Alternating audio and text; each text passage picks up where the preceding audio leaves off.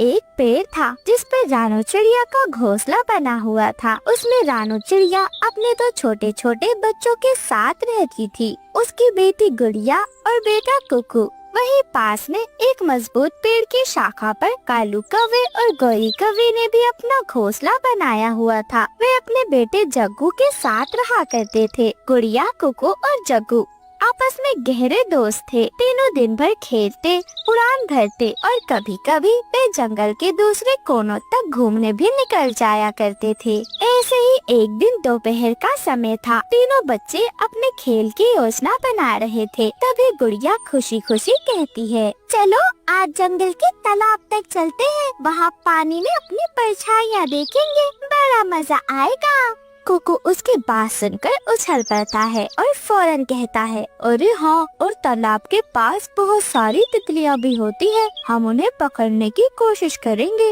अरे हाँ, मजा तो बहुत आएगा, लेकिन हमें जल्दी लौटना होगा, नहीं तो मम्मा डांटेंगी।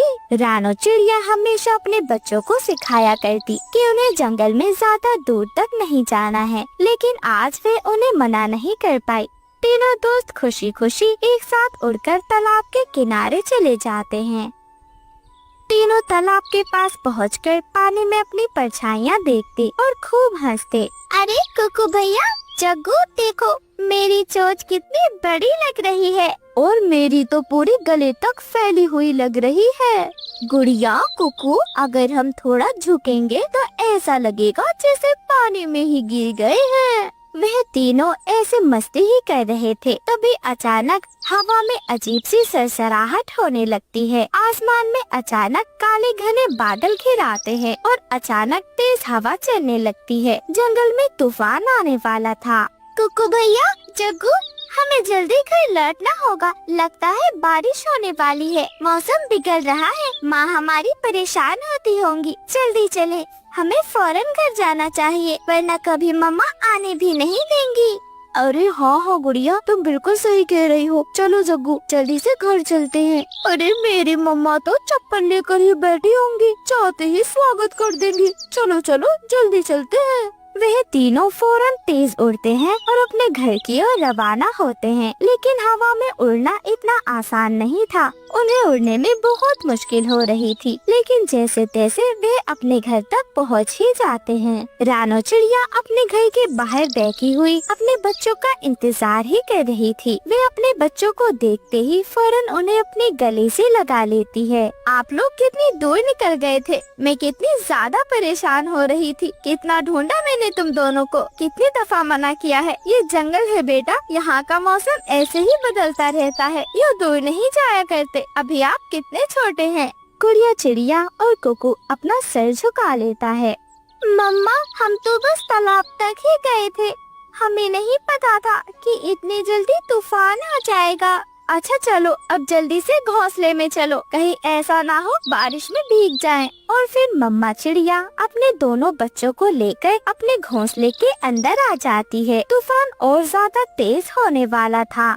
तेज तूफान की वजह से हवा के झोंके और भी ज्यादा तेज हो गए थे। डालियाँ जोर जोर से हिलने लगी थी और कई सारे छोटे छोटे घोंसले टूटकर नीचे गिरने लगे थे। रानू चिड़िया का घोंसला भी तेज बारिश से हिल रहा था। रानू चिड़िया बहुत ज्यादा डरी हुई थी। जग्गू कौवे को इस बात का अंदाजा था कि रानू चिड़िया का घोंसला बहुत कमजोर है, वह टूट सकता है। इसलिए जग्गू फौरन अपनी माँ और पापा से कहता है, अरे मम्मा पापा, रानू आंटी का घोंसला गिर सकता है, हमें उन्हें अपने घोंसले में बुला लेना चाहिए। इतना सुनकर कालू कौवा और गौरी कौवी हैरान हो जाते हैं। उन्हें समझ नहीं आ रहा था कि वे अपने बेटे को क्या ही जवाब दें। तभी गौरी कौवी कहती है, लेकिन जग्गू बेटे, हमारा घोंसला तो पहले से ही बहुत छोटा है, अगर वो सब आ गए तो हमें भी दिक्कत हो जाएगी।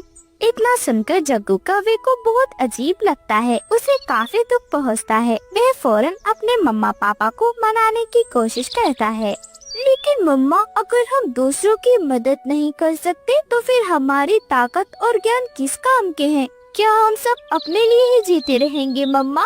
गौरी कौवी जब अपने छोटे से बेटे की चोट से ऐसी बात सुनती है तो उसका मन बदलने लगता है। वे कालू कौवे की ओर देखती है और कहती है, कालू जी, जग्गू बिल्कुल सही कह रहा है, हमें उनकी मदद करनी चाहिए।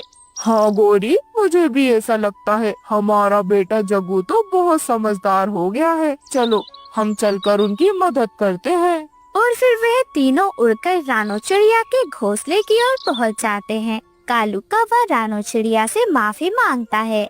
रानो बहन, हमें माफ कर दो। हमने दोस्ती का असली मतलब नहीं समझा। तुम अब हमारे घोंसले में आ सकते हो। चलो हम सब साथ रहेंगे और बारिशें खत्म होने के बाद हम तुम्हारा पक्का घोंसला बनवाने में तुम्हारी मदद भी करेंगे।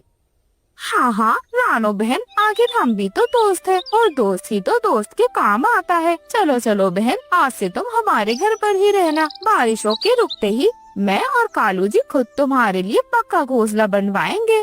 इतना सुनकर गुड़िया और कुकू तो खुशी से उछलने लगते हैं। कालू कौवा और गौरी कवि रानो चिड़िया और उसके बच्चों को लेकर अपने घोंसले की ओर आ जाते हैं। वह सब उसी के घोंसले में रहा करते। गौरी कवि रानो चिड़िया को कुछ दाना दे देती है। रानो बहन, ये लो, मैं तुम्हारे लिए कुछ दाना लेकर आई हूँ। अपने घोंसले में ये दाना रख लो। रात को बच्चों को भूख लगती है। मेरा बेटा जग्गू तो रात को बार बार दाना मांगता है। ये लो, आराम से रहना। गौरी बहन, आपका बहुत बहुत शुक्रिया। आपने जितना मेरे लिए किया है वो मेरे लिए बहुत बड़ी बात है। मैं आपका ये एहसान कभी नहीं भूलूंगी गौरी बहन। अरे अरे, कैसा एहसान? आखिर दोस्ती तो दोस्त के काम आता है रानो। तुम चिंता मत करो, जैसे ही बारिशें रुकेंगी तुम्हारे लिए मैं पक्का घोंसला बनवा दूंगी। हम दोनों मिलकर साथ में घोंसला बनाएंगे। कालू जी लकड़ियाँ लेकर आ जाएंगे। ऐसे ही धीरे धीरे बारिश भी रुक जाती है। कालू कौवा और गौरी मिलकर रानो चिड़िया के लिए पक्का घोंसला बनवा देते हैं। रानो चिड़िया अब अपने पक्के घोंसले में अपने बच्चों के साथ खुशी खुशी रहने लगी थी। कालू कौवे और गौरी कवि को भी समझ आ गया था कि सच्ची दोस्ती आखिर क्या होती है। अब वे सब एक साथ हंसी खुशी रहा करते।